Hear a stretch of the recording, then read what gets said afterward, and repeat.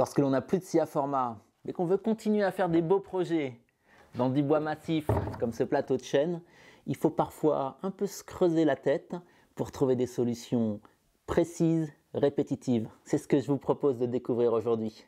Les premières coupes sur une machine sont toujours les plus dangereuses. Ici, j'ai aucune surface de référence. Avant, lorsque j'avais une scie à format, le chariot qui existe ici passait au ras de la lame et pas à 15 cm comme ici. Je pouvais donc mettre des presseurs au ras de la lame pour maintenir ce plateau. Ici, si je veux couper, je ne peux pas mettre de presseur parce que les presseurs vont venir appuyer sur une table qui est fixe et donc mon chariot ne va plus coulisser. D'autant plus que le chariot ici, il a une course limitée. Alors je vais être franc avec vous, avouer des erreurs de jeunesse. Il y a 15 ans, lorsque j'avais la même machine, je m'installais ici, je me mettais dans l'axe et puis une fois que j'étais dans l'axe, je poussais et je coupais. Et forcément, je coupais de travers, j'avançais de travers et parfois, voilà, ça manquait de précision, ça manquait de sécurité. Sur cette machine, si j'en crois l'état de l'insert en aluminium qui est ici, qui a été bien mangé, cette machine a été utilisée de cette manière. Et quand on voit la rigidité d'une lame pour la décaler de presque 1 cm, imaginez bien que ça a été extrêmement violent. Ce que je vous propose aujourd'hui, c'est de transformer votre scie sous table en une petite scie à format à l'aide d'un gabarit. Un gabarit qui va être précis, qui va vous indiquer exactement où vous travaillez et qui va surtout vous mettre en sécurité. Avant de faire nos copeaux, sachez que cette vidéo est un extrait du cours gratuit qui est disponible sur mon site du 14 novembre au 28 novembre. Des vidéos préenregistrées, des vidéos en direct. On va parler organisation de l'atelier, on va parler conception de cuisine avec une amie architecte d'intérieur, on va parler technique de menuiserie bien sûr, des jolies techniques, du tenon, de la mortaise. On va parler approvisionnement en bois, vous avez vu ce magnifique plateau de chêne dans l'introduction de la vidéo. On va parler de plein de sujets tels que la conception des montages d'usinage, c'est ce qui nous intéresse aujourd'hui. Je ne fais ce cours gratuit qu'une fois par an, ça dure 2 semaines, c'est absolument sans engagement. N'hésitez pas à vous inscrire, soit par la petite bulle, soit par le petit lien dans la description. Allez, passons à notre montage d'usinage et déjà passons en revue ce dont vous allez avoir besoin. Première chose qu'il vous faut pour réaliser ce montage d'usinage, c'est un support. On a toujours besoin de support dès que le bois n'est pas stable, comme les bois bruts au moment du débit. Je pars à partir d'un contreplaqué de 18 mm d'épaisseur. Au niveau de la longueur, je fais en fonction de mon atelier la place avant la lame, après la lame, à vous de vous adapter. Et au niveau de la largeur, ça va également dépendre de votre cas de figure. Dans mon cas, j'ai quand même, on va dire, un embryon de chariot qui me permet d'avoir un support. Donc, j'ai pris une largeur qui part de la lame et qui va venir prendre appui sur ce chariot. Si vous avez plus de place, plus de largeur, avec une grande table et vraiment une lame au centre, vous prenez toute la place soit d'un côté, soit de l'autre. Si vous n'avez pas beaucoup de place, regardez comment vous allez pouvoir mettre une servante et quelle largeur de bois vous allez pouvoir utiliser. Pour information, le mien ici fait 38 cm. Ensuite, un tasseau de bois dur qui est ici, qui va me permettre de faire le guidage dans la rainure qui est prévue dans la table de scie. Au passage, si vous avez une petite scie à format mais que son chariot est trop court, vous pouvez faire la même chose en faisant cette baguette qui va venir coulisser dans la rainure du chariot de scie à format. Donc on a un chariot de scie à format sur le chariot de scie à format. Ensuite, et vu les difficultés que l'on a actuellement pour trouver du rail aluminium et surtout le prix de l'aluminium qui a totalement flambé, je me suis tourné vers une autre solution. J'avais vu ça il y a quelques temps, ce sont des serre-joints. Alors la marque, désolé je la donne, c'est Microjig. Pour autant, cette vidéo n'est pas sponsorisée, j'ai acheté mes serre-joints et ça ne se voit peut-être pas beaucoup, mais ces serre-joints coulissent dans des queues d'aronde. Et ils viennent ici se coincer. Je voulais absolument tester ce principe parce que ces serre-joints sont utilisables sur une table MFT avec le passage des trous de diamètre 20. Donc ils sont relativement polyvalents et ils nous affranchissent rail en aluminium. Donc, pour réaliser les rainures à queue d'aronde, bien sûr, il va vous falloir une fraise à queue d'aronde. Elles sont relativement fréquentes dans les coffrets de débutants. Ce sont des fraises queue d'aronde avec un angle de 14 degrés et de diamètre 12,7 mm. J'en ai acheté une spécialement pour, mais je n'ai pas fait attention qu'elle était dans un diamètre de queue que je n'avais pas pour ma défonceuse. Donc, ça fonctionne sans acheter forcément la queue d'aronde la fraise à queue d'aronde qui va avec. Et ensuite, j'ai besoin d'une fraise droite qui va me permettre de faire une rainure pour bien fixer ma petite baguette de bois. Et puis bien sûr, j'ai besoin d'au moins 2 serre-joints.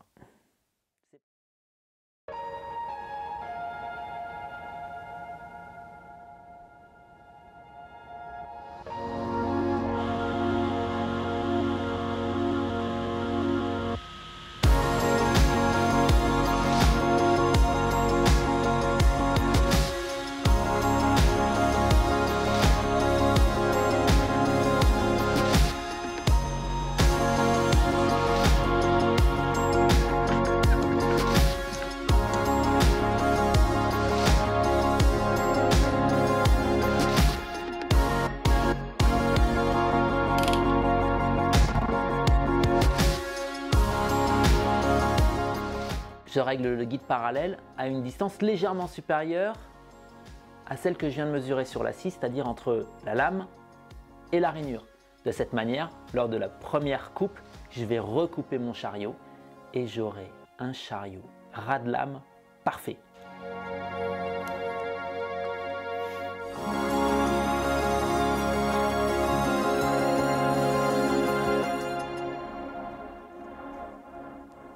Pour la profondeur, 3 petits millimètres seront suffisants juste pour guider la baguette bien droit dans sa rainure.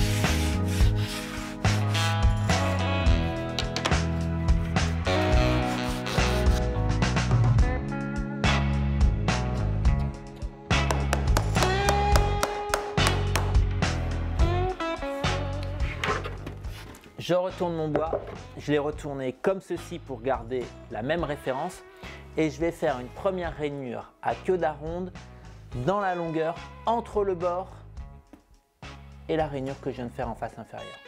Et il est extrêmement important qu'elle soit faite le plus près possible du bord, mais pour autant qu'elle ne vienne pas buter dans la cape d'aspiration de la scie circulaire. Prenez les mesures une fois de plus sur votre machine.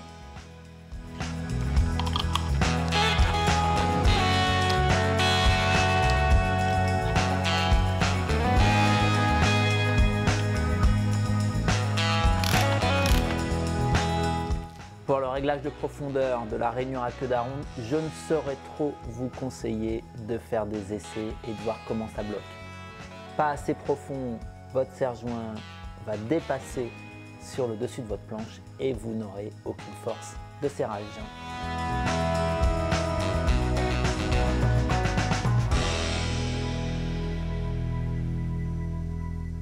En théorie, avec cette simple rainure, je peux pincer mon bois devant, derrière et j'ai tout ce qu'il faut. Sauf si je me retrouve avec des bois un peu plus étroits, avec des bois un peu plus tuilés, ça peut être intéressant que je remette des rainures dans l'autre sens pour être capable également d'encore mieux fixer mon bois. C'est ce que je vais faire et cette fois-ci, je vais travailler au T avec toujours cette même fraise et ce même réglage de profondeur. Pas besoin d'être extrêmement précis, mais globalement, je fais une rainure tous les 25 cm.